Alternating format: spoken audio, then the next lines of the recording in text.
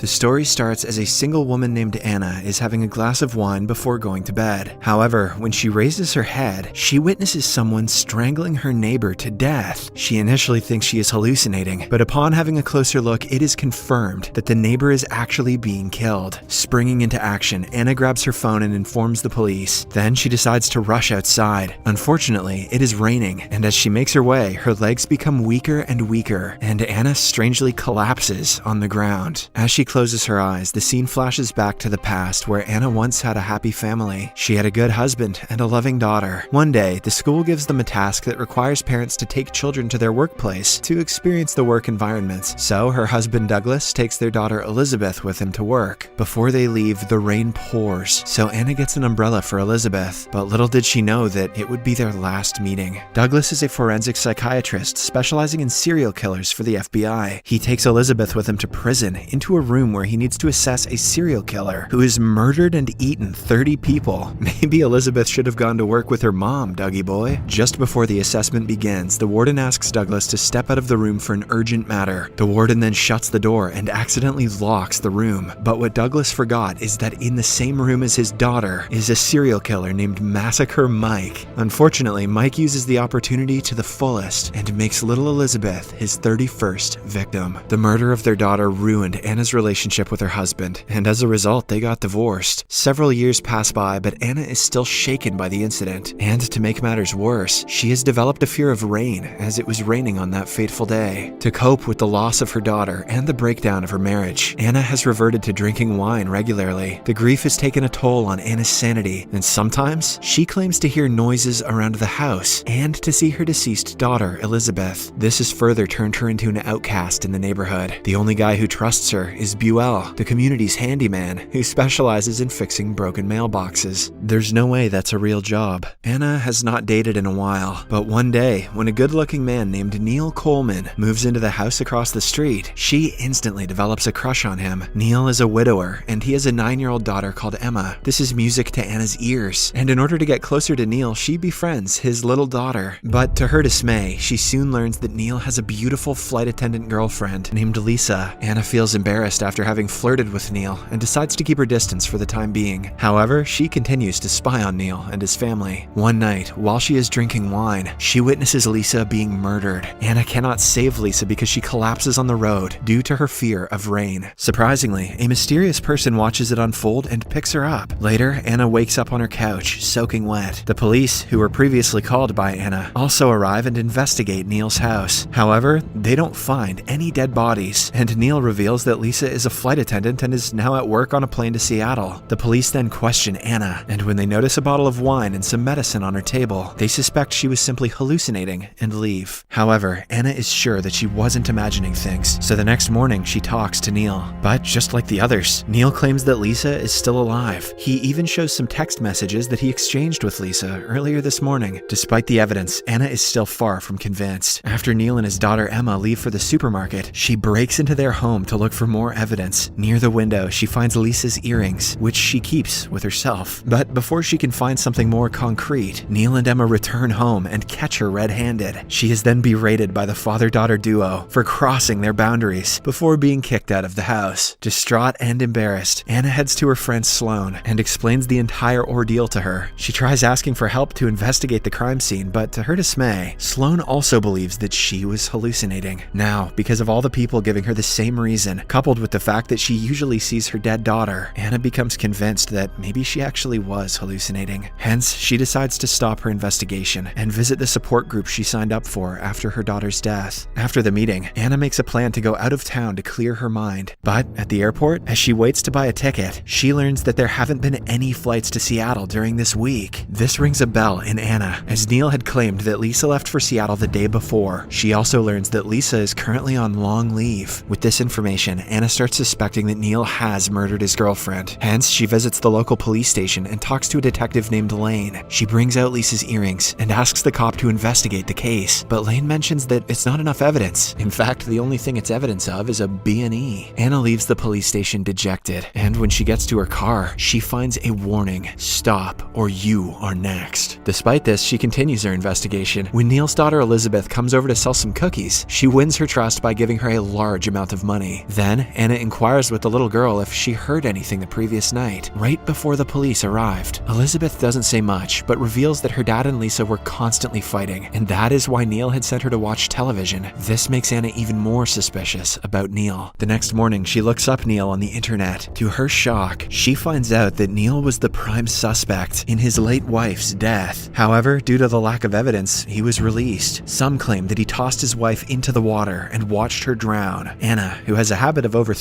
starts imagining the entire incident. Neil took his wife near the docks and started behaving rudely with her for no reason. Then, as their daughter looked on, he chucked her into the water and enjoyed it as she breathed her last. Though it's all in her imagination, Anna feels her intuition won't be wrong. Anna also learns that a few days after Neil's wife's murder, Emma's teacher died an unnatural death. It turns out Emma and her classmates were out on a school trip when the teacher mysteriously fell off of a lighthouse. Strangely, in the group picture, Neil is the only parent present. Anna again imagines what might have happened back then. She assumes that Neil had a relationship with the teacher. In the lighthouse, he made several advances for coitus, but the teacher rejected all of them. So, in a fit of rage, he pushed her down to her death. Anna becomes more confident that Neil is behind all of these deaths. Hence, she intensifies her investigation. That night, she spots Neil dragging a large duffel bag to his car and becomes sure that he is disposing of Lisa's body. Hence, she quickly hops in her car and starts following him covertly. Soon, they arrive at a shady-looking alley where Neil stops his car, takes out the duffel bag, and puts it near a dumpster. However, before Anna can do anything, Neil spots her and the two get into an argument. Anna accuses him of being a murderer, while Neil is upset that he is constantly being spied on. Despite this, Anna is adamant on learning the truth, so she opens the duffel bag. She does find a human, but not a real one, just a puppet. It's then revealed that to cope with his wife's death, Neil picked up a hobby and became a ventriloquist. Oh yeah, serial killer for sure. Every weekend he visits local bars to perform and make others happy, just like today. Hearing all of this, Anna is once again embarrassed, and she profusely apologizes before leaving. Seeing how obsessed she has been lately, Anna realizes these hallucinations must stop, so she pours away her entire collection of alcohol. She realizes how Neil has dealt with his losses by making ventriloquism his hobby, so she too must find a hobby. She starts painting to take her mind away from her daughter's nostalgia. As days pass by, she starts a new life, until one night, somewhere in the distance, a wild dog finds Lisa's dead body in the woods. This finally confirms that Anna wasn't hallucinating after all. That same night, the police discover the corpse and arrest Anna, as the murder weapon was discovered to be her painting brush. The police suspect that Anna had killed Neil's girlfriend due to jealousy, which seems to make sense. Anna is taken aback by this, but she has no way to back up that she is innocent. Fortunately, the very next day, her best friend Sloane comes to the rescue and releases her on bail. Anna returns home, and later that night, she again starts to have hallucinations. She sees blood dripping down from her attic and immediately suspects that it belongs to Lisa. She panics and calls her psychiatrist ex-husband Douglas. Anna tells him about the blood and the fact that she might have actually been responsible for killing Lisa. Despite being divorced for years, Douglas calms his ex-wife down and encourages her to go up to the attic and face her fears. Anna is hesitant at first, but with much pressure, she obliges. She slowly heads to the attic, and to her relief, she discovers that the red substance is only paint. However, she also discovers that someone's been living in her attic for a while. It turns out to be Buell, the handyman. I knew he didn't have a real job. After a while, she again calls Douglas and explains everything to him. The latter explains that Buell was his first mental patient. He was in jail because he had brutally taken out his entire family. After numerous tests, he was declared insane, but Douglas helped rehabilitate him, and a few months later, he was eventually released. Douglas also motivated him to work, and that's how he became a handyman. Hearing all this, Anna suspects that the psychopath in Buell has returned, and now he is killing people one by one. Lo and behold, she notices Buell walking to Neil's house with a hammer amidst heavy rain. Scared that the murderer may kill Neil and Emma, she runs outside, despite her phobia of rain. However, halfway through her journey, Anna's fear takes over and she collapses on the ground. But as she is about to give up, she finds herself mentally teleported to the prison cell moments before her daughter Elizabeth was murdered by Massacre Mike. She also recalls how no one came to her little girl's rescue. After all the memories, Anna becomes motivated and refuses to let another little girl get murdered by a deranged serial killer. Hence, she slowly drags herself towards Emma's home and makes it inside. However,